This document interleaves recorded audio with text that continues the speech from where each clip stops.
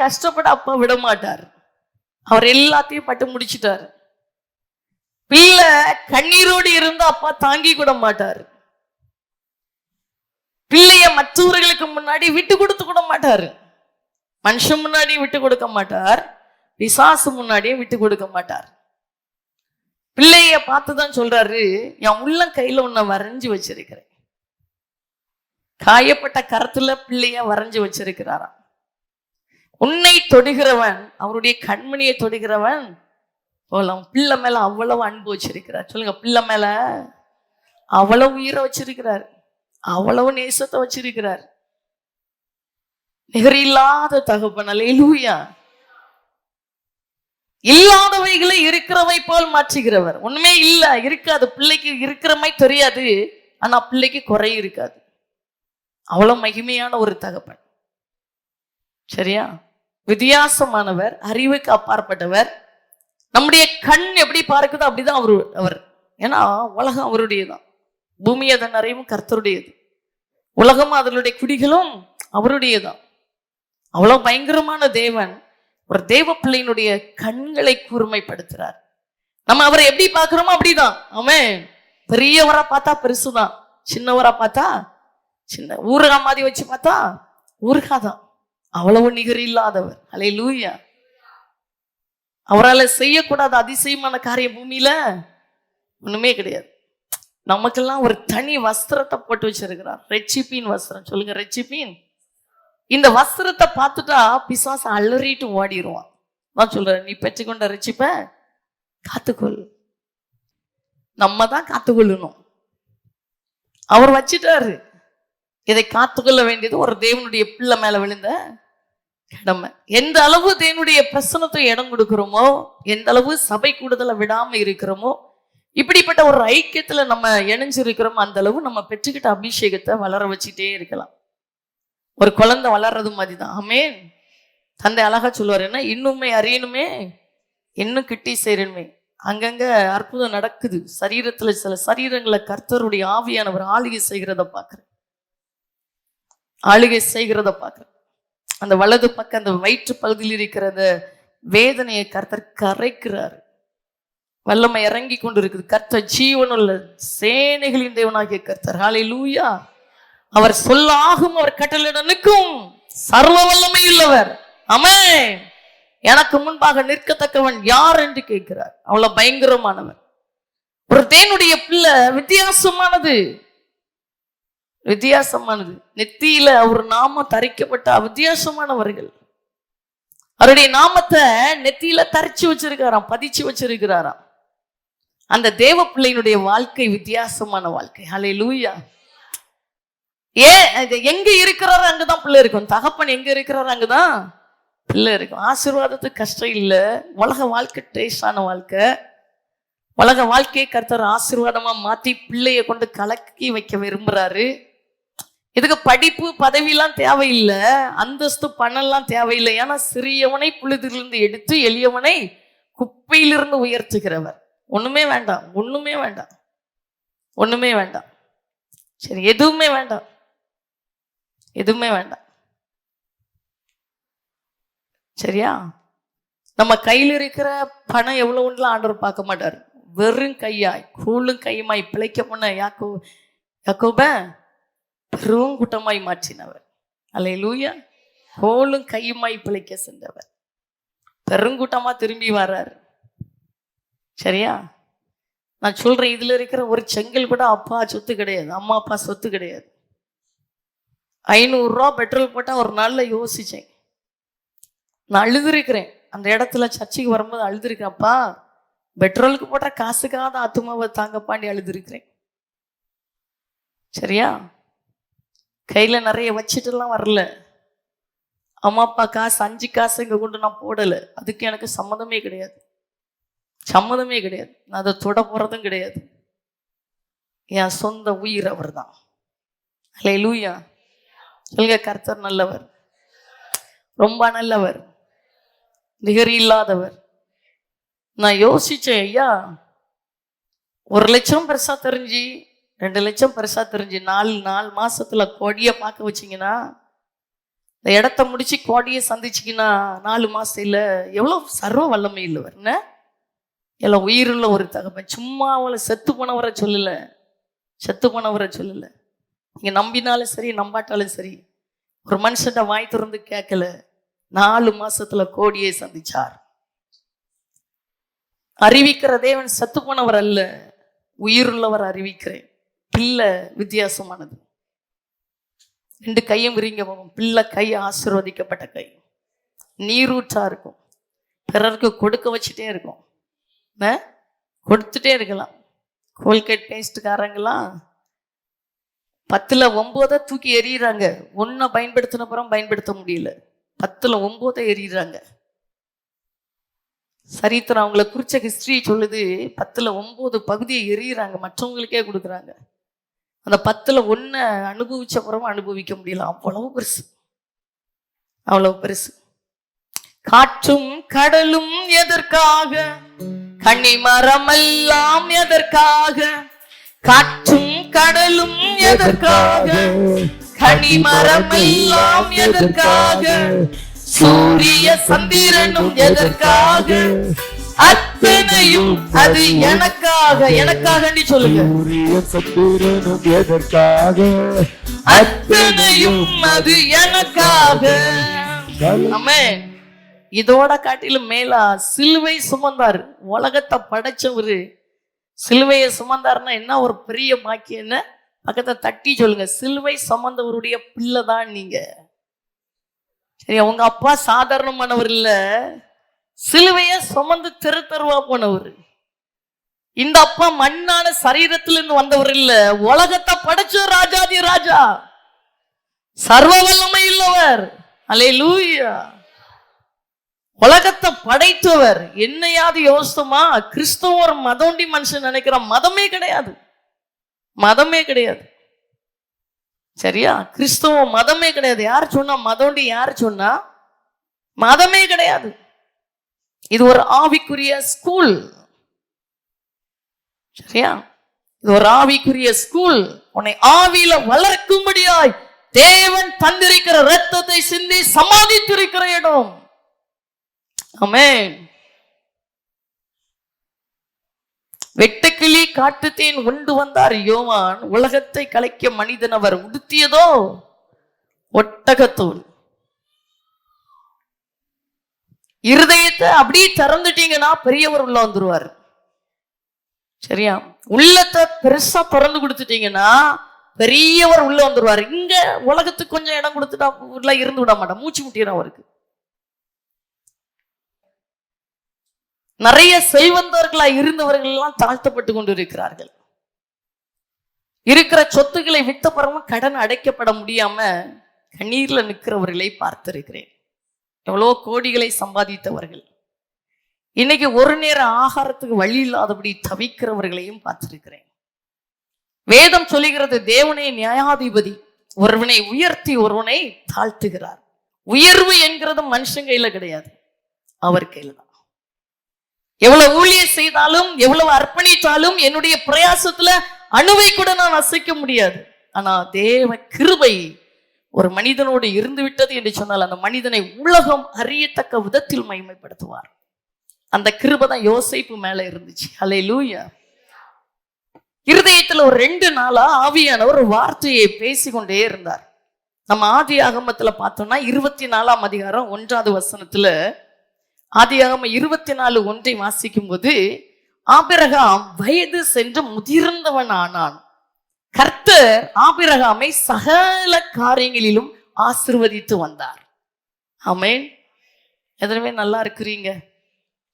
உயிரோட எத்தனை பேர் இருக்கிறீங்க? அல்லேலூயா. ஆபிரகாம் வயது சென்று முதிர்ந்தவன் ஆனான். கர்த்தர் ஆபிரகாமை சகல காரியங்களிலும் ஆசீர்வதித்து வந்தார். சரியா? முற்றுப்புள்ளி ஆகல, வந்தார், முடிவு பெறல. அவ்வளவு பெரியவர், அவ்வளவு வல்லமை உள்ளவர். முதல் அறிவு நமக்கு என்ன தேவைன்னா, அவர் எவ்வளவு பெரியவர்ங்கிற அறிவு தேவை. இந்த உலகத்தை படைத்த தேவன் எவ்வளவு பெரியவரா இருப்பார். உலகத்தை படைத்தவர் என்ன, காற்றை தன்னுடைய பண்டக சாலையில் இருந்து அனுப்புறாராம். அவ்வளவு பயங்கரமான தகப்பன். முழு உலகத்துக்கும் ஆக்சிஜனை பண்டக சாலையிலிருந்து அனுப்பிட்டு இருக்கிறார். அவ்வளவு பெரியவர். வேதம் சொல்லுகிறது, கர்த்தர் ஆபிரகாமை சகல காரியங்களிலும் ஆசீர்வதித்து வந்தார். இன்னைக்கு நம்ம ஆபிரகாமின் பிள்ளைகளா வந்திருக்கிறோம். அப்போ உண்மையாய் வாக்குத்தத்தத்தின் பிள்ளைகளா நம்ம இருக்கிறோம்னா நம்ம சகல காரியங்களிலும் ஆசீர்வதிக்கப்பட்டு ஆக வேண்டும். ஆமென். சகல காரியம், ஒரு குறிப்பிட்ட காரியம் மட்டும் இல்ல, சகல காரியத்திலும். சகல காரியம், ஆவிக்குரிய காரியம், பரிசுத்தமான காரியம், சாட்சியின் காரியம், சமாதானத்தின் காரியம், சுகவாழ்வின் காரியம், பாதுகாப்பின் காரியம், எல்லாம் எல்லாம் இந்த உலக பிரகாரமான சகல நன்மைகளின் காரியம், சகல காரியத்திலும் ஆசீர்வதித்து வந்தாராம். அல்லேலூயா. கர்த்தர் ஆபிரகாமை சகல காரியத்திலும் ஆசீர்வதித்து வந்தார். எனக்கு அன்பான தேவனுடைய பிள்ளைகளே, எழுப்புதல் அப்படின்னு சொல்றோம். இதுவரைக்கும் சரித்திரத்தை திரும்பி பார்க்கும்போது எழுப்புதல் என்கிறது அது நிரந்தரமா ஒரே இடத்துல வந்துட்டே இருந்து இல்லை. ஒரு குறிப்பிட்ட காலம் ஒரு எழுப்புதல் இருக்குது. ஒரு குறிப்பிட்ட காலம் ஒரு இடத்துல எழுப்புதல் வெடித்து சதறுகிறது. ஆனா அந்த எழுப்புதலை பார்க்கிறதற்கு முன்பாக அவர்கள் உருவாக்கப்படுகிறார்கள். புரியுதா? உருவாக்கப்படுகிறார்கள். ஒரு ஆசீர்வாதத்தை கண்டுகொள்றதுக்கு முன்னாடி நம்ம உருவாக்கப்படுகிறோம். தேவன் நம்மை புடமிட்டு எடுப்பார்.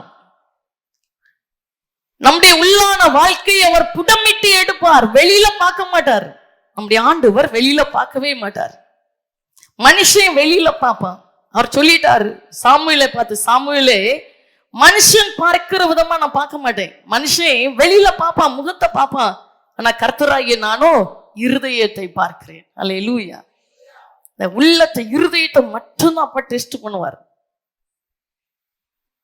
சரியா? நல்லா பாதன இருதயம் எல்லாத்துக்கும் இருக்குதுல்ல. யாரும் எனக்கு இருதயம் இல்லைன்னு சொல்ல முடியாதுல்ல. ஒருவேளை சொல்லலாம், எனக்கு சரியான படிப்பு இல்லை, எனக்கு சரியான வசதி இல்லை, சரியான ஆரோக்கியம் எனக்கு இல்லை. சரியா? அவங்களை காட்டிலும் நீங்களாம் வீரர்கள், பலசாலிகள். நம்ம அப்படி இல்லை. ஆனா பாருங்க, நான் வீரமா நிற்கிறேன். ஏன்? உள்ள அவர் கையில போயிட்டு. சரியா? இருதயம் அவர் கையில போயிட்டு. அப்ப 2 கால் பலன் தேவையில்லை, இருதயம் பலன் தேவை. ஆமென். அல்லேலூயா. அதான் இருதயத்தை கேட்கிறேன்னு சொல்றாரு, உள்ளத்தை கேட்கிறேன்னு சொல்றாரு.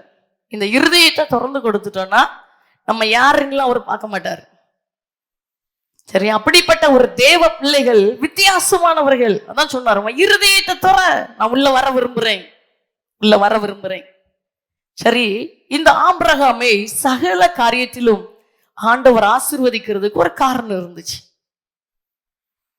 சரியா? சும்மா ஆசீர்வாதத்தை பெற்றுக்கொள்ளவே முடியாது. ரேஷன் கடையில போய் அரிசி வாங்கணும்னா ரேஷன் கார்டு கையில இருக்கணும். அத ரேஷன் கார்டுல பேர் இருக்கிற எல்லாரும் போய் வாங்க முடியாதுல்ல. வாங்கிடலாமா? ஏதோ இந்த கையை உருட்டணும்னு சொல்லுவாங்க, கைரேகை வேணும். சரியா? அப்ப யோசித்து பாருங்க, இந்த கைரேகை என்ன, இந்த கை ஆனா ரொம்ப ரகசியம் இருக்குது. என்ன, இந்த கைரேகை எங்க போனாலும் கைரேகை தானே வாங்குறாங்க. அப்ப அத்தனை பேருடைய கைரேகையும் வித்தியாசமா தானே படைச்சிருக்கிறாரு. இந்த உலகத்துக்கே நம்முடைய கைரேகை போதும். சரிதானே? அப்ப இவ்வளவு பெரியவரா சின்னவரா? சில பேரை பார்த்தா அப்படி பெரியவரண்டி நல்லா அந்த முகம், அந்த ஒரு 1000 வால்டேஜ் இல்லை, ஒரு 10,000 வால்டேஜ் போட்டா பிரகாசமா இருக்கிற மாதிரி இருக்குது. சில பேர் அப்படியா பெரியவரா? அப்படியா?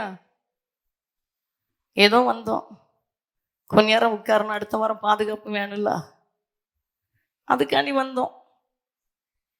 ஏதோ ஒரு தெய்வத்தை தேடணும்ல, ஏசு தெய்வண்டி தெரியும், அதனால வந்துட்டு இருந்துட்டு போலாண்டி பார்த்தோம். அப்படி கிடையாது. எல்லாரை குறித்து ஒரு நோக்கத்தை வச்சிருக்கிறார். ஆமென். ஆண்டவரை அறிந்த ஒவ்வொருவரை குறித்து ஒரு நோக்கத்தை கர்த்தர் வச்சிருக்கிறார். அல்லேலூயா. ஆமென். ரொம்ப வித்தியாசமான தகப்பன். அல்லேலூயா. கர்த்தர் ஆபிரகாமை சகல காரியத்திலும் ஆசீர்வதிச்சு வந்தார். சும்மா ஒரு மனுஷன் ஆசீர்வதிக்க மாட்டாரு. அதான் வேதம் சொல்லுகிறது, கர்த்தருடைய ஆசீர்வாத ஐஸ்வர்யத்தை தர அதனோட அவர் வேதனைய கூட்டவே மாட்டார், கூட்டவே மாட்டார். கர்த்தராகிய இயேசு கிறிஸ்துவை விசுவாசி, அப்பொழுது நீ உன் வீட்டாரும். எதனா வசனம், எதனா வசனம். கர்த்தராகிய இயேசு கிறிஸ்துவை விசுவாசி, அப்பொழுது நீ உன் வீட்டாரும். நல்ல சத்தமா சொல்ல போறீங்க. கர்த்தராகிய இயேசு கிறிஸ்துவை விசுவாசி, அப்பொழுது நீ உன் வீட்டாரும். பைபிளை தூக்குங்க. நடந்துதானே ஆகணும், நடந்துதானே ஆகணும். நீங்க எங்க அங்கதானே உங்க வீடு இருக்கணும். ஆமாவா இல்லையா? உண்மைய கர்த்தருடைய வசனம் ஆமென்றும் ஆமேன் என்றும் உள்ளதான். இந்த வசனம் உண்மைனா, நம்ம அவரை விசுவாசிக்கிறது உண்மைனா, வீட்டார் அனைவரும் ரட்சிக்கப்படுவார்கள் வார்த்தை உண்மையா இல்லையா? அது நடக்கலன்னா புரியுதா? வார்த்தை ஒரு நாள் பொய்யாகாது. சொல்லுங்க, அவர் நல்லவர், வார்த்தையை அனுப்பி அற்புதத்தை செய்கிறவர். ஆமென். நல்ல அங்கங்க ஓடி பிரயாசப்பட்டு காரியம் வாய்க்காததுனால இருதயம் தொய்ந்து போய் வந்திருக்கலாம். வசிக்கிற வீட்டுக்குள்ள நிம்மதி இல்ல, வசிக்கிற வீட்டுக்குள்ள சமாதானம் இல்ல, சஞ்சலமும் வருத்தமும் நிரம்பி போய் இருக்கலாம். மனுஷனை பிரியப்படுத்தினா ஒரு மகிழ்ச்சி, பிரியப்படுத்தலைன்னா வீட்டுக்குள்ள வாழ முடியல. அப்படிப்பட்ட வேதனையின் பாதையில நடந்திருக்கலாம். ஆனா இயேசு கிறிஸ்து எந்த வீட்டுக்கு தலைவராய் வருகிறாரோ, சரியா, அது குட்டி பரலகமா மாறிடும். ஆமென். கொர்நேலியுவை குறித்து வேதம் சொல்கிறது, 100க்கு அதிபதி, 100 பேருக்கு அதிபதி. அப்போஸ்தலர் 10:1 நினைக்கிறேன். இதை மட்டும் பார்க்கலாம். அவர் கொண்டு போறாரு. சொல்லுங்க, இயேசு நல்லவர், ரொம்ப நல்லவர். ஆமென். கஷ்டமே இல்லை. இத்தாலியா பட்டாளம் எண்ணப்பட்ட பட்டாளத்திலே 100க்கு அதிபதியாகிய கொர்நேலியு என்னும் ஒரு பேர் கொண்ட ஒரு மனுஷன் செசரியா பட்டணத்திலே இருந்தான். எவ்வளவு பெரிய மனுஷன்!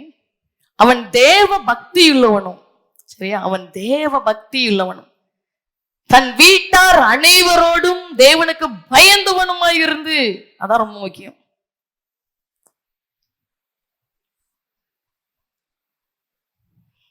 ஒரு பெரிய சொத்து என்ன தெரியுமா? நீங்க வசனத்தின்படி ஆசீர்வதிக்கப்பட்டுட்டீங்கன்னா பெரிய சொத்து.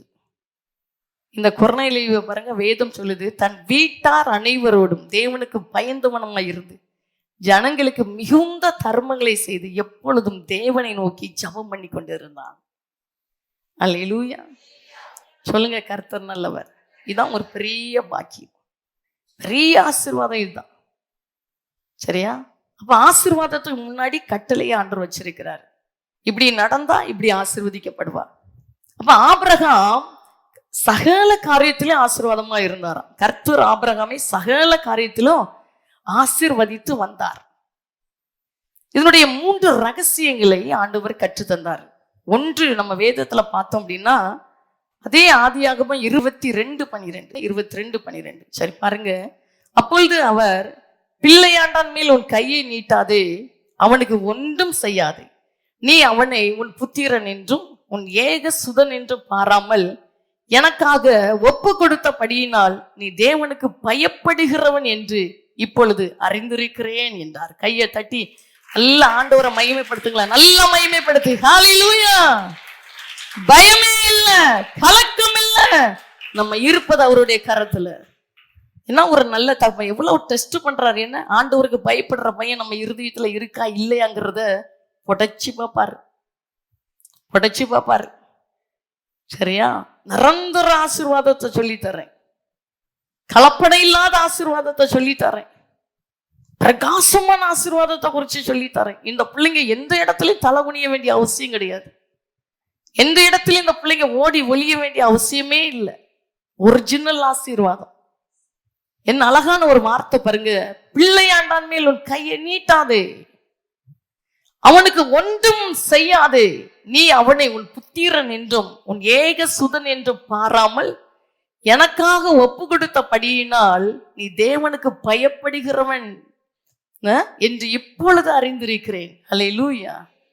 அப்போ எந்த ஒரு தேவனுடைய பிள்ளை சகல காரியத்திலே ஆசீர்வாதமா இருக்க முடியும் அப்படின்னா தேவனுக்கு பயப்படும் போது.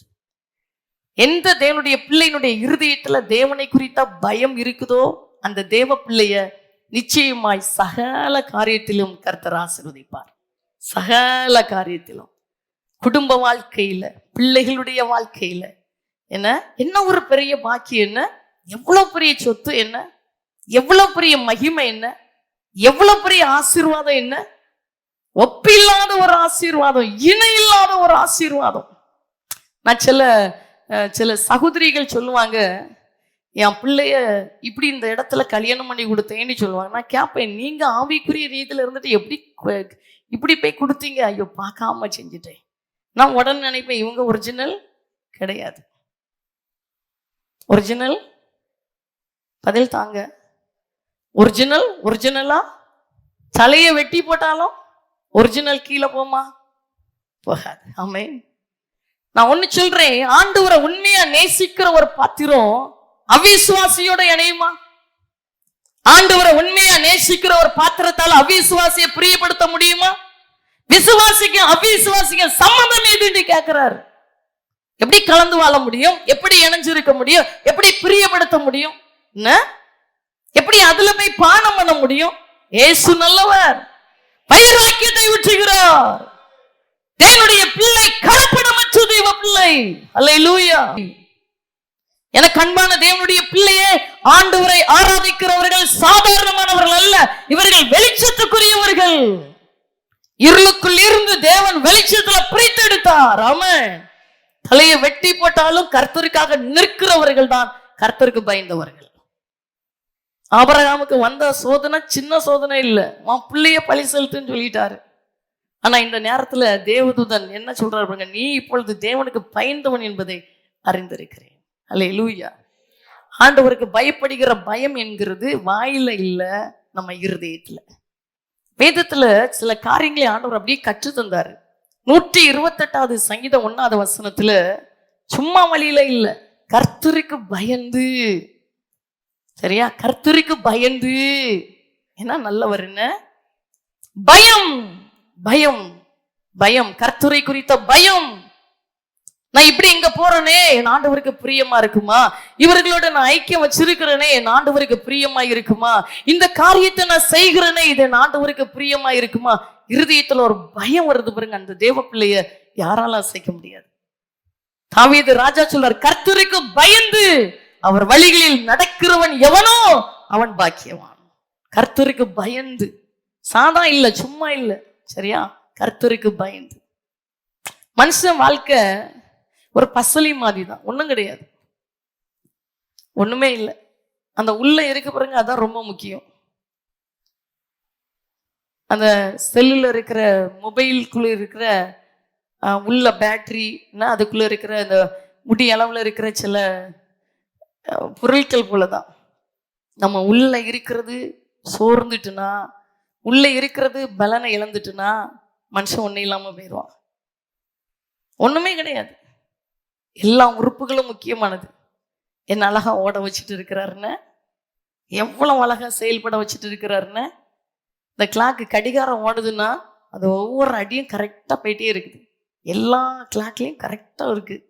அதனால தான் டைம் எப்படின்னு நம்ம கரெக்டா எந்த இடத்துல போய் நின்று பார்த்தாலும் அந்த கடிகாரம் கரெக்டா டைமை காட்டுது. இதே போலதான் நம்முடைய உறுப்புகளை கரெக்டா செயல்பட வச்சிருக்கிறார். கொஞ்சம் கூடிட்டாலும் சுகர் கூடிரும், கொஞ்சம் குறைஞ்சிட்டாலும் சுகர் குறைஞ்சிரும். சுகர் கூடினாலும் பிரச்சனை, குறைஞ்சாலும் பிரச்சனை. யோசித்து பார்ப்போமே. பிரஷர் கூடிட்டாலும் பிரச்சனை, பிரஷர் குறைஞ்சிட்டாலும் பிரச்சனை. உப்பு கூடிட்டாலும் பிரச்சனை, உப்பு இந்த குழம்பு வைக்கிற மாதிரி தான். இதை யோசிச்சுட்டோன்னா அவரை குறிச்ச பையன் தானா வந்துடும்ல. இதை நினைச்சிட்டோன்னா அவரை குறிச்ச பையன் தானா வந்துடும்ல. என்ன இருதயம் கொஞ்சம் வேகமா அடிச்சிட்டாலும் பிரச்சனை, குறைச்சி அடிச்சிட்டாலும் பிரச்சனை. இந்த கொரோனா டைம்ல அந்த பல்ஸை பார்த்தாங்களா வரல வச்சு, இது சரியா நம்பர் இல்லாட்டம் பிரச்சனை, கீழே மரம் வந்துட்டு இருந்தாலும் பிரச்சனை. எவ்வளவு மரண கண்ணிக்குள்ள இருக்கிறோன்னு. இதுக்கு மத்தியில கர்த்தரை குறித்த பயம் உள்ளவர்களை கர்த்தர் சகல காரியத்திலையும் ஆசீர்வதிக்கிறார். டெஸ்ட் பண்ணுவார், புடமிட்டு பார்ப்பார், ஆராய்ந்து அறிந்து பார்ப்பார். அன்பு தேவ பிள்ளைகளே, ஆண்டவருடைய கரத்திலிருந்து நன்மையை சுதந்திரித்துக் கொள்றது கடினமான காரியமே இல்லை. ஆண்டவருக்காக வைராக்கியம் பாராட்டுற பிள்ளைகள் மேல அவர் வைராக்கியம் பாராட்டுறார். ஆமென். அவர் மேல வைராக்கியம் வச்சுட்டா அந்த பிள்ளை மேல அவ்வளவு வைராக்கியம் வைப்பாராம். எலியா வைராக்கியம் வச்சாரு, ஆனா சோர்ந்துட்டாரு. இப்போ தட்டி எழுப்பினாரு, ஒரு கெபிக்குள்ள போய் ஒழிச்சுக்கிட்டாரு. கேட்கிறாரு, இந்த கெபிக்குள்ள உனக்கு என்ன வேலை? நீ செல்ல வேண்டிய தூரம் வெகு தூரம். இந்த உலகத்துல உங்களை பார்த்து சொல்றேன், பணம் பெருசு இல்லை, அந்தஸ்து பெருசு கிடையாது, அவர் கிருபை பெருசு. நம்ம உயிரை பார்க்கலாம் அவர் கிருபை பெருசு. அவருக்கு பயப்படுகிற பிள்ளைகளை சகல காரியத்திலும் ஆண்டவர் ஆசீர்வதிப்பார். அவருக்கு பயந்து அவர் வழிகளில் நடக்கிறவன் எவனோ அவன் பாக்கியவன். அவருக்கு பயந்து அவர் வழிகளில் நடக்கிறவள் எவ்வளவோ அவள் பாக்கியவன். அப்ப வழி எப்படி தெரியும்? இதை தியானிக்கும் போது தெரியும். அதனாலதான் தாவீது சொல்றார், கர்த்தருடைய வேதத்தில் இரவும் பகலும் தியானமா இருக்கிற மனுஷன் பாக்கியவான். எப்படி நடக்கணும், எப்படி நடக்கக்கூடாது, எதை செய்யணும், எது செய்யக்கூடாது, எது கர்த்தருக்கு பிரியம், எது கர்த்தருக்கு பிரிய இல்லை, எல்லாம் இதுல தந்திருக்கிறாரு. சொன்னா இதை எந்த அளவுக்கு தியானிக்கிறோமோ அந்த அளவுக்கு அவரை குறித்த பயம் நம்ம இருதயத்துல வரும். அவர் வழிகளில நடக்க ஆரம்பிச்சிருவோம். ஆமென். பாவத்தை குறித்தும் நீதியை குறித்தும் நியாய தீர்ப்பை குறித்து கண்டித்து உணர்த்துகிறவர் தான் நம்ம கூட இருக்கிறார். அது தெரியுமா? அது தெரியுமா? நம்ம கூட இருக்கிறவர் சாதாரணமானவர் இல்லை. பாவத்தை குறித்தும் நீதியை குறித்தும் நியாய தீர்ப்பை குறித்தும் கண்டித்து உணர்த்துகிறவர். இடத்துல நான் வந்து உட்கார்ந்தோன்னு நீ அதை பண்றல இதை பண்றல இன்னும் ஒன்று ஆசீர்வதிப்பேன் அப்படிலாம் சொல்ல மாட்டாரு. உன்கிட்ட இருக்கிறத மாற்று, உன்கிட்ட இருக்கிற குறைவை மாற்று, என் பிரசனத்தை நீ அனுபவிப்பாய். புரியுதா? இந்த இடத்துல நான் வந்து உட்கார்ந்து ஈஸியா தேவ பிரசனத்தை அனுபவிக்க முடியாது, ஈஸியா தேவ பிரசனத்துல நுழைய முடியாது. மாம்சத்துல இருக்கிறேன். ஆண்டவரே மாம்சம் சாகட்டும், எண்ணங்கள் சாகட்டும், கோபம் சாகட்டும், எரிச்சல் சாகட்டும், நாங்கிற எண்ணம் சாகட்டும், சுயம் சாகட்டும். ஒவ்வொன்னையா சாகடிக்க சாகடிக்க தான் தேவ பிரசனத்துல ஈஸியா நுழைய முடியும். சொல்லுது கர்த்தர் நல்லவர். ஆமென். இன்னொன்னு பாருங்க, 147வது சங்கீதம் 11வது வசனத்துல, 147:11 தமக்கு பயந்து தமது கிருபைக்கு காத்திருக்கிறவர்கள் மேல் கர்த்தர் பிரியமா இருக்கிறாராம். சும்மா காத்திருக்கிறவர்கள் அல்ல, தமக்கு பயந்து தம்முடைய கிருபைக்கு காத்திருக்கிறவர்கள் மேல். அல்லேலூயா. ஹார்ட் ஒர்க் பண்ணாதான் படிக்க முடியும்னா, பிள்ளைங்க இரவு பகலா படிச்சாதான் படிக்க முடியும். கடினப்பட்டு உழைச்சாதான் வாழ்க்கையில முன்னேற முடியும். தேவனுடைய பிரசனத்திலையும் கடுமைப்பட்டு பிரயாசப்பட்டாதான் வளர முடியும். கடுமையா முயற்சி எடுத்தாதான் தேவ பிரசனத்துல நெருங்க முடியும். நம்ம எப்படியும் அப்படிதான். சரியா? அவங்கள பார்த்து சொல்ல, யாரை ஏமாந்துடக்கூடாது. நம்ம எப்படி இடம் கொடுக்குறோமோ அப்படிதான் வரும். நம்ம இப்படி கொடுத்தோம்னா அவரை இப்படிதான் தருவார். யாரு தலையிலையும் எழுதி வைக்கல, சொல்லுவாரு. எரேமியா அழகா சொல்றாரு, கட்டுவேன் நாட்டுவேன்னு சொல்லுவேன், ஆனா சரியில்லாத பட்சத்துல மாத்திருவேன்னு சொல்றாரு. இடிப்பேன்னு சொல்லுவேன், ஆனா மனம் திரும்பிட்டா செய்ய நினைச்சீங்க செய்யாதபடிக்கு மனம் மாறுவேன்னு சொல்றாரு. ரொம்ப நல்லவர்லாம், ரொம்ப நல்லவர்ல. இருதயத்தை திறந்து இடம் கொடுக்கணும். கற்றுக்குள்ள வந்திருக்கிறோம். ஆண்டவருடைய வார்த்தையை கேட்டு இன்னும் பலப்பட வந்திருக்கிறோம். இருக்கிறதை போல இருக்கிற வாழ்க்கை அல்ல. நான் கர்த்தருக்காக என்ன செய்கிறேன், என்ன ஆசீர்வதிக்கணும்னு விரும்பினா நான் எதுக்காக ஆசீர்வாதத்தை பெற விரும்புறேன்? எனக்கு நல்ல ஜீவனை தாங்கண்டி நான் விரும்பினா இந்த ஜீவனை எதற்காக நான் ஆண்டவர்கிட்ட கேட்கிறேன்? புரியுதா? என கண்பான தேவ பிள்ளையே, இந்த கடைசி காலத்துல ஏதோ ஒரு கிறிஸ்தவ வாழ்க்கை வாழ்றேன்னு இல்லை. கர்த்தர் தனக்காக ஒரு வைராக்கியம் உள்ள கலப்படமற்ற சுத்தமான பாத்திரங்களை பிரித்தெடுக்கிறார்.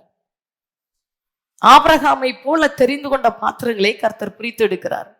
ஆபிரகாம் தேவனுக்கு பயந்த மனிதனா இருந்தார். இன்றைக்கு ஆவியானவர் சொல்றாரு, தமக்கு பயந்து தமது கிருபைக்கு காத்திருக்கிறவர்கள் மேல். சும்மா வந்து காத்திருக்கிறவங்க அல்ல, அவருக்கு பயந்து அவருடைய கிருபைக்கு காத்திருக்கிறவர்கள் மேல். காத்திராம கிருபை கிடைக்காது. சொல்லுங்க, காத்திராம கிருபை கிடைக்காது. சரியா? எந்த இடத்துலயும் போய் அப்படியே நின்றுட்டு எதையும் வாங்கிட்டு வர முடியாது. காத்து இருந்தாதான் ஆசீர்வாதம். ஹாஸ்பிட்டலுக்கு காலையிலே போனா ராத்திரி வரை ஆயிரும். காத்திருக்கணும். ஏர்போர்ட்டுக்கு போனா காத்திருக்கிறோம். எங்க போனாலும் காத்திருக்கிறோம். சில ஹோட்டல்ல போனா சமைச்சு வழி வர்றது வரைக்கும் பொறுமையா காத்திருக்கிறோம். எந்த இடத்துல போய் பொருளை வாங்கினாலும் பில்ல போடுறதுக்கு காத்து நிற்கிறோம். அதெல்லாம் காத்திருக்க தெரிகிற நமக்கு ஆண்டுடைய பாதத்துல காத்திருக்கணும்னா டைம் பார்க்குறோம். ஆராதனை 1 மணி வரை இழுக்கிறாங்க. அவர் இல்லாட்டா இனி நம்மளால வாழ முடியாது. 2020 சொன்னார், அந்த ரங்கத்துல என் மேல வைராக்கியமா இருக்கிற என் பிள்ளைகளை நான் வெளியில கொண்டு வர போறேன். ஆனா வெளி தோட்டத்துல மாத்திரம் என்னை காட்டுறவங்க பதறுமாதி பறந்துருவாங்கண்டி. சரியா? ஆனா ஒண்ணு தெரியுது, தேவ பிள்ளைகளுடைய கண்ணீர், தேவ பிள்ளைகளுடைய ஜபம் இந்த தேசத்துல எழும்பி கொண்டிருக்கிற யுத்தங்களை அமைதலாய் மாற்றி கொண்டிருக்குது. பிள்ளை கண்ணீர் வடிச்சா அப்பா தாங்கி கூட மாட்டாருண்டி தெரியும். சரியா? தகப்பையும் தாங்கி கூடவே மாட்டார். பிள்ளை கண்ணில் கண்ணீர் வடிஞ்சிட்டா அப்பா தாங்கி கூட மாட்டார். நான் உங்களை பார்த்து ஒன்று சொல்றேன், எனக்கு அவர் தந்த டேஸ்ட் என்ன அப்படின்னா, அவரை நீங்க நேசிச்சிட்டீங்கன்னா உங்க மேல ஒரு பைத்தியமான அன்பை தருவார். இல்லாட்ட எட்டி பார்க்கவே விட மாட்டார். அவ்வளவுதான். எனக்கு இப்ப இல்லை, நான் சின்னதுல எனக்குள்ள அவர் போட்ட விதை அதுதான். என்னால மாற்ற முடியல. அதான் உங்களை பார்த்து சொல்றேன், கடமைக்காக இல்லை, உயிருள்ளவரை தேடுகிறோம். அல்லேலூயா. வாழ்க்கை கொடுத்து வச்ச வாழ்க்கை. ஆமென். ரொம்ப நல்லவர். பயம் வேணும். சகல காரியத்திலையும் ஆசீர்வாதமா இருக்கணும்னா வசனத்தை சொல்லிட்டு முடிக்க போறேன். அதே 22:18 பார்த்தீங்கன்னா, நீ என் சொல்லுக்கு கீழ்ப்படிந்தபடியினால் அப்படின்னு சொல்லுவாரு. அதே 22:18 பார்த்தா, என் சொல்லுக்கு கீழ்ப்படிந்தபடியினால், ஒன்று பயந்தபடியினால். ஒரு தேவனுடைய பிள்ளைக்கு பயம், அவரை குறித்த பயம் வேணும். ரெண்டாவது, ஒரு தேவனுடைய பிள்ளைக்கு அவருடைய வார்த்தைகளுக்கு கீழ்ப்படுகிற இருதயம் வேணும். ஆண்டவர் பிரத்யேகமாய் உங்க முன்னாடி நிற்க மாட்டாரு. அதனால்தான் எபிரேயர்ல பார்த்தோம் அப்படின்னா, எபிரேயர் 13:17 சொல்ற போது அவர் சொல்றாரு, உங்களை நடத்துகிறவர்கள். சரியா? ஆண்டவருக்கு கீழ்ப்படுகிறதுனா என்ன? உங்களை நடத்துகிறவர்கள். எபிரேயர் 13:17 உங்களை நடத்துகிறவர்கள் உங்கள் ஆத்துமாக்களுக்காக உத்தரவாதம் பண்ணுகிறவர்களாய் விழித்திருக்கிறவரானபடியால். சரியா? சரீரத்துக்காக இல்லை, உங்கள் ஆத்துமாக்களுக்காக. கண்ணை மூடின பிறகு மற்ற ஒரு வாய்ப்பு கிடைக்காது. அதனால்தான் சொல்றாரு, மனுஷன் உலகம் முழுவதையும் ஆதாயமாக்கினாலும் தன் ஜீவனை நஷ்டப்படுத்தினா லாபம் ஒண்ணு இல்லை. உங்களை பார்த்து சொல்றேன், ஆண்டவரை ரொம்ப நேசிச்சு உலகத்தை பின்னாடி நிறுத்திட்டீங்கன்னா சகல காரியத்திலையும் ஆசீர்வாதமா வைப்பார். ஒரு தேவனுடைய பிள்ளை, உண்மையான ஒரு தேவனுடைய பிள்ளை சகல காரியத்திலையும் ஆசீர்வாதமாய் இருந்தே ஆக வேண்டும். வேதத்துல ஒரு இடத்துல கூட அவருடைய பிள்ளைகள் தரித்திரப்பட்டார்கள் இல்லை. மக்கதோனியா சபையை பார்த்து சொல்வார், அவர்களுடைய தரித்திரத்திலே அதிகமாய் கொடுத்தார்கள் என்று சொல்லி. புரியுதா? ஆனா வேதத்துல அவர் பிள்ளைகளுக்கு தந்திருக்கிற வாக்கு தத்துவம், அவரை நம்புகிறவர்கள், அவரை தேடுகிறவர்கள், அவருக்கு பயந்தவர்கள் குறையில்லை, ஆசீர்வாதமா இருப்பாங்க. ஒரு பிள்ளையை இந்த பூமிக்கு ஆண்டவர் வெளிச்சமா வச்சிருக்கிறார், உலகத்துக்கு வெளிச்சமா வச்சிருக்கிறாருன்னா அது உலகத்துக்கு தெரிகிற விதத்தில் மகிமையா வச்சிருக்கிறார். ஆமென். புரியுதா? கர்த்தர் நல்லவர்.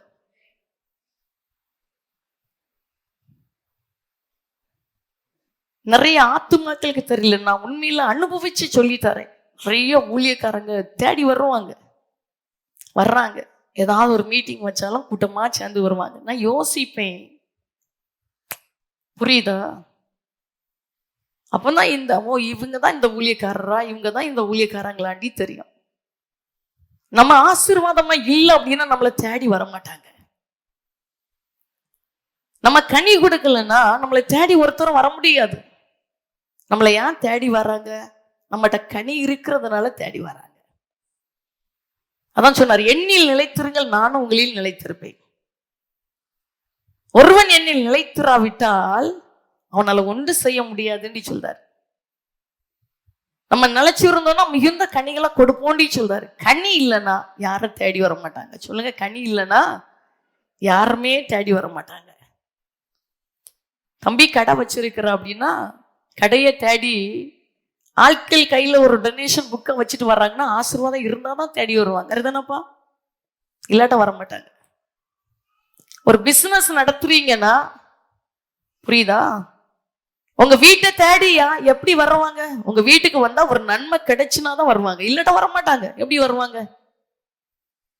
எவ்வளவு பெரிய கோடிக்கணக்கான சொத்துக்களுக்கு ஒருத்தன் அதிபதியா இருந்தாலும் அந்த வீட்டுக்கு போகும்போது அது ஒரு பழமொழி சொல்லுவாங்கன்னா, எச்சி கைனால காக்கா கூட வரட்ட மாட்டாங்க. வரட்டுலன்னா கோடி பணம் இருந்தாலும் ஒருத்தர் வீட்டுக்கு வர மாட்டாங்க. உங்க வீட்டுக்கு ஒருத்தர் வர்றாங்கன்னா உள்ள கனி இருக்குதுன்னு அர்த்தம். ஆமென். என் அப்பா நல்லவர். அதான் சொன்னார், மனுஷர் உங்கள் கிரியைகளை கண்டு பரலோகத்தில் இருக்கிற உங்கள் பிதாவை மகிமைப்படுத்தும்படி உங்கள் வெளிச்சம் அவர்கள் முன்பாக பிரகாசிக்க கடவுது. அல்லேலூயா. நல்ல இருதயத்துல கை வச்சலுங்க. கனி இருந்தா என் வீட்டை தேடி பறவை கூட்டங்கள் வரும். ஆமா, பறவை இருந்துச்சா, கனி இருந்தா என் வாழ்க்கையை தேடி பறவை கூட்டம் வரும். நீங்க கனி கொடுத்தீங்கன்னா உங்களை தேடி ஜனங்கள் ஓடி வருவார்கள். ஆமே, எத்தனை பேருக்கு புரியுது? சரியா? இதுதான் ஆசீர்வாதம். இந்த ஆசீர்வாதத்தை தான் ஆபிரகாம் மேல ஆண்டவர் வச்சார். சொன்னார், உன்னை ஆசீர்வதித்து உன் பெயரை பெருமைப்படுத்துவே, நீ ஆசீர்வாதமா இருப்பார். ஆண்டவர் புடமிட்டு பார்த்தார். பயப்படுகிற மனுஷனா பார்த்தாரு. ரெண்டாவது கீழ்ப்படுகிற மனுஷனாண்டி பார்த்தாரு. எபிரேயர்ல பாத்தீங்க அப்படின்னா ரொம்ப அழகா சொல்றாரு பாருங்க. 11:8 எபிரேயர் 11:8 ஆபிரகாமை குறிச்சு பார்க்கிற, விசுவாசத்தினாலே ஆபிரகாம் தான் சுதந்திரமாக பெறப்போகிற இடத்திற்கு போகும்படி அழைக்கப்பட்ட போது கீழ்ப்படிந்து தான் போகும் இடம் இன்னதென்று அறியாமல் புறப்பட்டு போனான். கையை தட்டி நல்ல ஆண்டவரை மகிமைப்படுத்தலாமா? நல்லா மகிமைப்படுத்தலாமா? ஹல்லேலூயா. சொல்லுவாரு, இதை செய்வேன், இந்த வாழ்க்கை உனக்கு வச்சிருக்கிறேன், இந்த உயர்வு உனக்கு வச்சிருக்கிறேன், நீ கண்ணை மூடுறதுக்கு முன்னாடி உன்னை கொண்டு இதெல்லாம் செய்வேண்டி சொல்லுவாரு. யார் கீழ்ப்படிந்து அதை அப்படி ஏற்றுக்கொள்றாங்களோ அவங்க மேல கிருபையை ஊற்றிடுவாராம். அதுதான் ஆபிரகாம் டெஸ்ட் பண்ணி சோதிச்சு புடைச்சு பார்த்தாரு. ஆமே, உன்னை பெரிய ஜாதியாக்க வேண்டி சொல்றாரு. நம்ம ஆதியாகமம் 12ஆம் அதிகாரம் 1வது வசனம், ஆதியாகமம் 12:1 நினைக்கிறேன். ஆமா, 12:1 கர்த்தர் ஆபிராமை நோக்கி, ஆபிரகாமா மாறல, ஆபிராமை நோக்கி. புரியுதா? ஆபிரகாம் திரளான ஜாதிகளுக்கு தகப்பனாய் அவர் மாறுறதுக்கு முன்னாடி ஆபிராமா இருந்தார். ஆபிராமை நோக்கி, நீ உன் தேசத்தையும் உன் இனத்தையும் உன் தகப்பனுடைய வீட்டையும் விட்டு புறப்பட்டு நான் உனக்கு காண்பிக்கும் தேசத்துக்கு போண்டி சொன்னார். எல்லாத்தையும் விட்டுட்டு நான் எதை காட்டுறேன்னு அங்க போண்டி சொன்னார். அதனால்தான் எபிரேயர்ல தெளிவா பாக்குறோம், தான் போகும் இடம் என்னதென்று அறியாமலேயே கீழ்ப்படிந்து போனான் என்று சொல்லி. ஆமென். கீழ்ப்படிதல அப்பா பார்க்கிறார். சரியா? கீழ்ப்படுகிற பிள்ளைகள் மேல ரொம்ப அனுபவிப்பாரு கீழ்ப்படிதல். அதனால்தான் சாமுவேல் சொல்லுவாரு, 1 சாமுவேல் 15ஆம் அதிகாரம் 22வது வசனத்துல, கர்த்தருடைய சத்தத்துக்கு கீழ்ப்படுகிறதை பார்க்கிலும் சர்வாங்க தகனங்களும் பள்ளிகளும் கர்த்தருக்கு பிரியமா இருக்குமோ. என்ன அழகா கேட்கிறாரு. என்ன? கர்த்தருடைய சத்தத்துக்கு கீழ்ப்படுகிறதை பார்க்கிலும் சர்வாங்க தகனங்களும் பள்ளிகளும் கர்த்தருக்கு பிரியமா இருக்குமோ.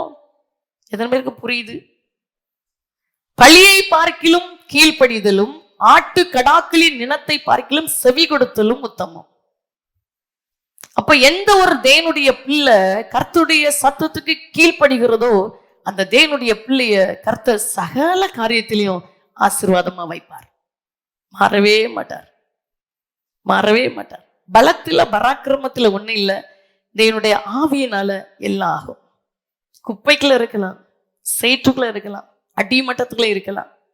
இந்த ஆண்டுடைய வார்த்தைக்கு மாத்திரம் நம்ம செவி கொடுக்க ஆரம்பிச்சிட்டோம்னா நிச்சயமாய் கர்த்தர் இந்த பூமியில நம்முடைய கண்களை மூடுறதுக்கு முன்னாடி அவர் சகல காரியத்திலையும் ஆசீர்வாதமா வச்சிருவார். ஆமென். அவருடைய வார்த்தைக்கு கீழ்ப்படுகிற பிள்ளைகள், அதான் கர்த்தருடைய வேதத்தின்படி நடக்கிற உத்தம மார்க்கத்தார் பாக்கியவான்கள். கீழ்ப்படுகிறவர்கள் சகல காரியத்திலும் எல்லாருடைய கண்களுக்கான ஆசீர்வாதமா இனி இருப்பாங்க. அல்லேலூயா. உங்க குடும்பம் சாட்சியான குடும்பமா இருக்கும். உங்களுடைய பிள்ளைகள் சாட்சியான பிள்ளைகளா இருப்பார்கள். ஆமென்.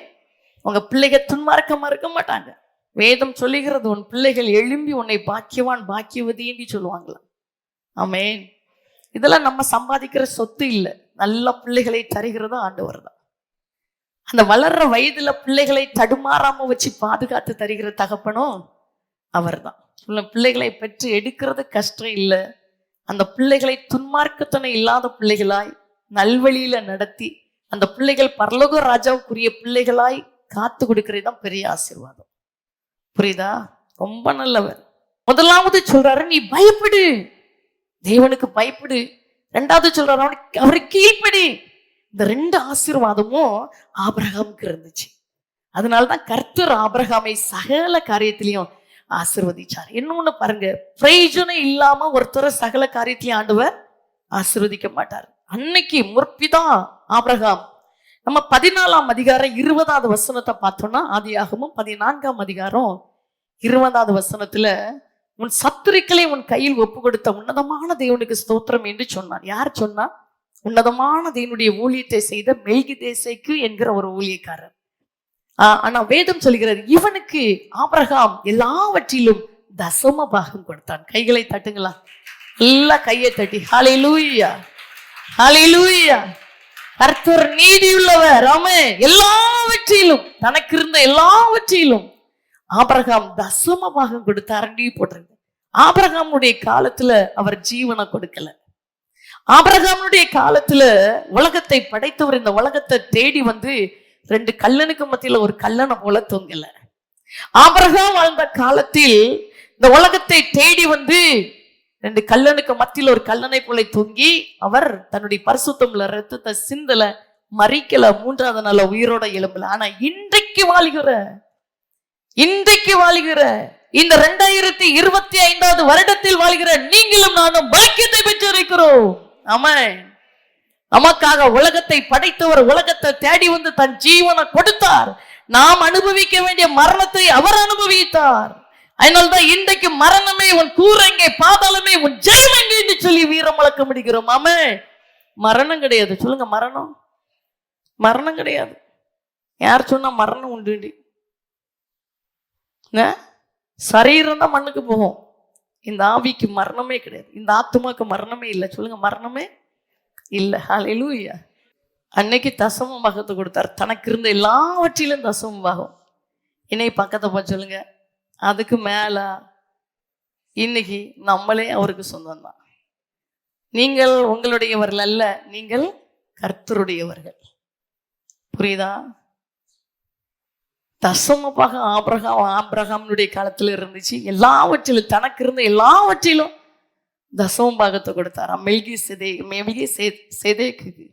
ஆனா இன்றைக்கு தசம பாகம் மட்டும் இல்லை, தசம பாகத்துக்கு அப்பாற்பட்ட விதத்துல நம்ம உயிரை கர்த்தருடையது. நாம் நமக்கு சொந்தமானவர்கள் அல்ல, நாம் கர்த்தருக்கு சொந்தமானவர்கள். ஒருவன் என் ஆலயத்தை கெடுத்தால் நான் அவனை கெடுத்துருவேன் என்று சொல்றாரு. உங்கள் இருதயம் தான் தேவன் தங்குகிற ஆலயம். என்ன? ஒருவன் என்னுடைய ஆலயத்தை கெடுத்தால், இந்த கட்டடத்துக்குள்ள இல்ல, இத்தனை அவருடைய ஆலயங்கள் இணைஞ்சு இந்த தேவனுக்காக பிரத்யேகமாய் கட்டப்பட்ட வீட்டுக்குள்ள வந்து உட்கார்ந்து இருக்கிறோம். அதனால்தான் தேவ மகிமை அளவில்லாமல் ஊற்றப்படுது. இந்த என்னுடைய ஆலயத்தை ஒருவன் கெடுத்தால் அவன் வாழ்க்கையை நான் கெடுத்துருவேன் சொல்றாரு. என்ன பயங்கரமானவர்! என்ன பயங்கரமானவர்! அவர் தந்த கண்ணை எங்கேயும் பயன்படுத்த முடியாது. இந்த கண் அவருடையது. என் கண் வேண்டி ஒருத்தரை பேச முடியாது. ஏன் தெரியுமா? விலைக்கரையும் கொடுத்து வாங்கிட்டார் நம்மள. இந்த காது அவரு காது, இந்த கை அவரு கை, இந்த கால் அவரு காலு, இந்த வாய் அவர் வாய். இஷ்டத்துக்கு பயன்படுத்தி, இஷ்டத்துக்கு அலைஞ்சு, இஷ்டத்துக்கு வாழ்ந்துட்டு தேவன் சொல்லுவாரு, என் வாயை யாருக்கு பயன்படுத்துகிறாய்? என் கண்ணை யாருக்கு பயன்படுத்துகிறாய்? என்னுடைய காதை யாருக்கு பயன்படுத்துகிறாய்? என்னுடைய கரத்தை யாருக்கு பயன்படுத்துகிறாய்? என்னுடைய கால்களை யாருக்கு பயன்படுத்துகிறாய்? மனுஷனுக்காக அல்ல, தேவனுக்காக. இப்ப புரியுதா? தப்ப முடியுமா?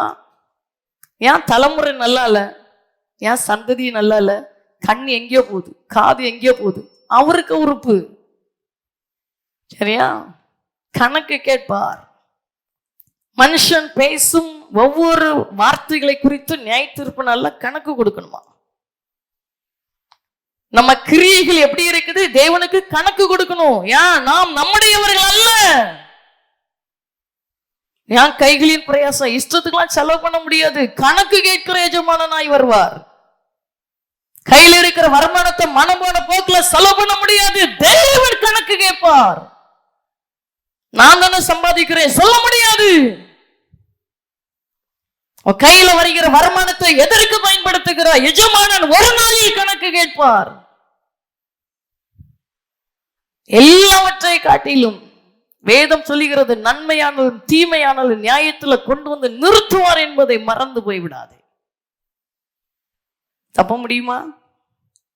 இப்ப பக்கத்தை சொல்லுங்க, தப்ப முடியுமா? காலம் வந்துட்டு இருக்குது. இப்ப ஜோம்னி முடிக்கலாம். தலைவலி போறது பெருசா, வயிற்று வலி போறது பெருசா, கடன் மாறுறது பெருசா, வேலை கிடைக்கிறது பெருசா, வீட்டை கட்டுறது பெருசா, என் வாழ்க்கையே கர்த்தருக்காக அர்ப்பணிக்க விரும்புகிறேன், என் வாழ்க்கை இயேசுவுக்காக சொல்றது பெருசா? இப்ப பேசுங்க, முடிச்சிடலாம். நல்லா இருப்பீங்க, சுகமா இருப்பீங்க. ப்ரெஷர் கிடையாது, சுகர் கிடையாது, அல்சர் இல்லை, பைல்ஸ் இல்லை, உங்க கல்லீரல் வீங்காது, உங்க பித்தப்பை சேதமாகாது, உங்கள் இருதயம் சீராய் இருக்கும், உங்களுடைய கிட்னி நேர்த்தியாய் செயல்படும், உங்களுடைய நுரையீரல் தன் வேலையை சரியாக செய்யும், உங்களுடைய சிறுகுடல் பெருங்குடல் ஆசீர்வதிக்கப்பட்டதாய் இருக்கும், உங்களுடைய தொண்டை பகுதி சீராய் இருக்கும். நான் என்ன சத்தம் போடுறேன்னா, இந்த இடத்துல 11 வருஷம் போட்டாச்சு, இதே சத்தம் தான்.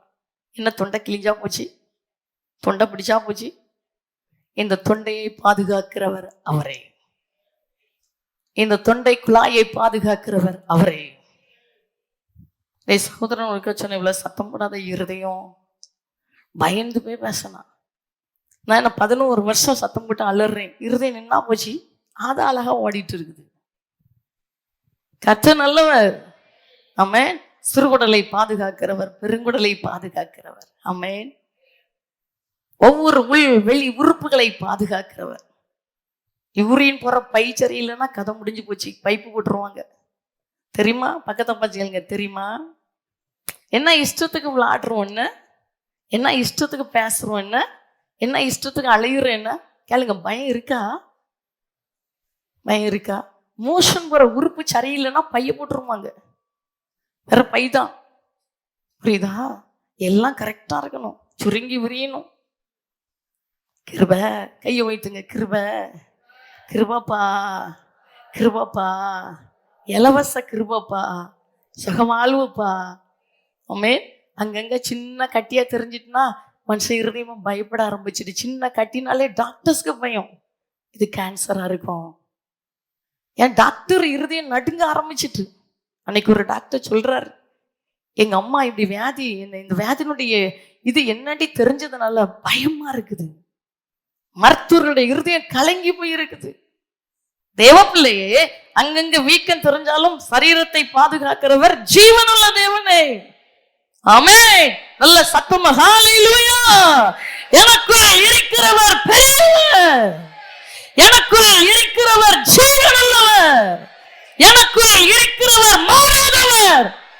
யாரால பேச முடியும்? எலியா ஆகாப்புக்கு முன்னாடி சொல்றாரு, என் வாக்கின்படி அண்டி இந்த வருஷத்துல பனியும் மழையும் பெய்யாதிருக்கும் என்று ஜீவனுள்ள தேவனுக்கு முன்பாக நிற்கிற நான் அவருடைய ஜீவனை கொண்டு சொல்லுகிறேன். யாரால பேச முடியும்? பிள்ளை பிள்ளை நிக்கிறோம். பார்த்தீங்களா? நிக்கிறீங்களா? 5 நிமிஷம் நின்று விட மாட்டேன். நிக்கிறீங்களா? கையை விட்டுட்டு நிக்கிறீங்களா? இவர் அல்லவா ஜீவனுள்ள தேவன், இவர் அல்லவா கண்மலை. கடைசி ஒரு கேள்வி கேட்டு முடிக்க போறேன். சகல காரியத்திலையும் கர்த்தர் ஆபிரகாமை ஆசீர்வதித்தார்.